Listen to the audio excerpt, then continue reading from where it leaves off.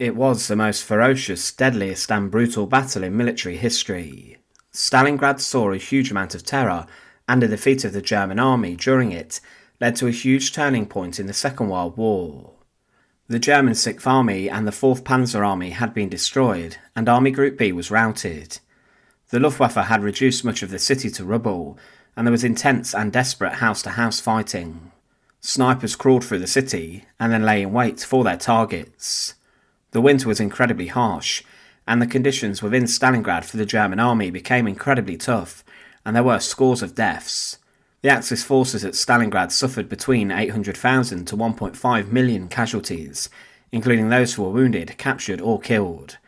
It's estimated that over 1 million soldiers and civilians were killed during the battle, but what did the German forces do with those who had died? There were a number of huge problems that they had to face with regards to disposal of the corpses, but how did they do this? To support our channel, please make sure to subscribe. There were a huge number of casualties for the Axis and also the German army specifically. Different estimates place the total lost as low as 800,000 and as high as 1.5 million, and there were for certain around 250,000 German and Romanian corpses which were recovered in Stalingrad and in the regions surrounding the city. There was also a significant amount of loss to the Italians, Hungarians and other Axis nations, and the German Luftwaffe lost around 900 aircraft, as well as 500 tanks being lost for the German military and 6,000 artillery pieces. One German lieutenant wrote of the battle, "The street is no longer measured by metres but by corpses. Stalingrad is no longer a town. By day it is an enormous cloud of burning, blinding smoke. It is a vast furnace lit by the reflection of the flames. And when night arrives, one of those scorching, howling, bleeding nights, the dogs plunge into the Volga and swim desperately to gain the other bank. The nights of Stalingrad are a terror for them. Animals flee this hell. The hardest stones cannot bear it for long. Only men endure." Most who fought and survived Stalingrad regarded the battle as pure hell and the toughest conditions of all that they had ever faced. It was rough, especially as the Axis forces became surrounded and encircled with the Soviet counter-offensive that was launched. The conditions of the soldiers were shocking, and one war correspondent wrote what he saw at Stalingrad in February 1943, and he claimed, "We went into the yard of the large burnt-out building of the Red Army House, and here one realised particularly clearly what the last days of Stalingrad had been to so many of the Germans. In the porch lay the skeletons of a horse, with only a few scraps of meat still clinging to the ribs. Then we came into the yard. Here lay more horses' skeletons, and to the right there was an enormous horrible cesspool, fortunately frozen solid. And then suddenly at the far end of the yard I caught sight of a human figure. He had been crouching over another cesspool, and now noticing us, he was hastily pulling up his pants, and he then slunk away into the door of the basement. But as he passed I caught a glimpse of the wretch's face, with its mixture of suffering and idiot-like incomprehension. For a moment I wished that the whole of Germany were there to see this. The man was probably already dying. In that basement there were still 200 Germans dying of hunger and frostbite. We haven't had time to deal with them yet," one of the Russians said. "They'll be taken away tomorrow, I suppose."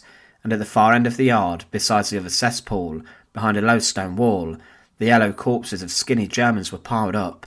Men who had died in that basement, about a dozen wax-like dummies.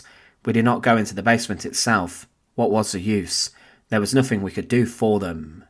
Most of the 91,000 German prisoners who were captured by the Soviet forces during the battle died from the treatment that they did receive, being sent on forced marches, and many died from diseases or the injuries they sustained.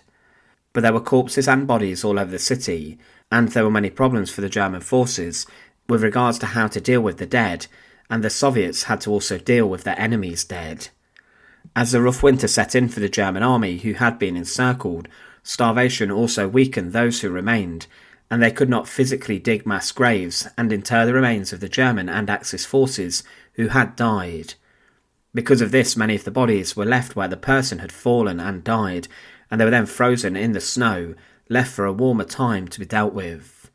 Some German soldiers tried their best to prize clothes and items from the dead to help their own suffering plight, but they struggled to do this due to the frozen conditions of the bodies, but also due to the fact they were suffering and starving and very weak themselves. There are many images that have been captured showing German frozen bodies in the snow. Many of these were later recovered and were looted by Red Army soldiers, and then the remains were collected by burial detachments of Soviet civilians or men, and the bodies were searched for documents and also valuables, before they were then burned in large pits and cremated, with the ashes of the enemy then being ploughed into the earth. This meant there were many families of Germans who had perished at Stalingrad who were not given any notice of their loved ones' deaths. There was also another problem due to the freezing temperature. The rough -40°C temperatures had frozen the ground and the soil, and this meant that the ground could not be broken to bury people inside of it, and the cemeteries inside of Stalingrad and in the region quickly became full. Mass graves were created wherever there was space and wherever the ground could be broken. That means bodies were placed in bomb craters and were covered over, and some were marked by pieces of rubble fashioned into the shape of a cross, and some German helmets were placed on top to show who was buried there by fellow German forces. There are some images of graves in the bombed out Stalingrad streets, and these are fashioned with the Iron Cross symbol of the German army, meaning that these were probably buried at the beginning of the battle, when things were less desperate and the German forces had more time and energy to then deal and bury the dead. There are also some graves that were marked with the swastika on the streets of Stalingrad. The Germans had to bury the dead wherever they could and whenever they could, but the Soviets also used animal burial grounds to inter corpses to prevent the spread of diseases from the bodies.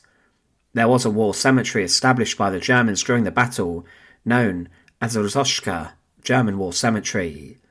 There are today roughly around 67,000 German soldiers buried there, and there are still efforts to inter more German soldiers within this specific cemetery. Recently, in 2019, there were over 1,800 German soldiers who were laid to rest inside of the cemetery after these remains were found in a mass grave in Stalingrad whilst builders were moving a water pipeline. This was one of those sites where there had been a mass grave filled with German soldiers dug wherever it was possible to inter the dead.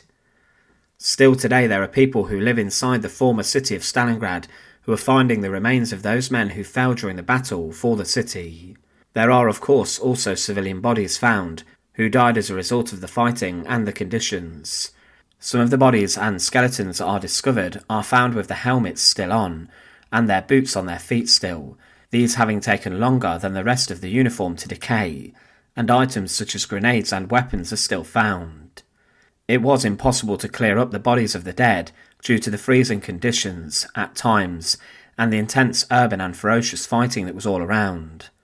One former soldier wrote, "The wind blew snow from the bodies and their arms, legs and heads, with open icy eyes, stuck out."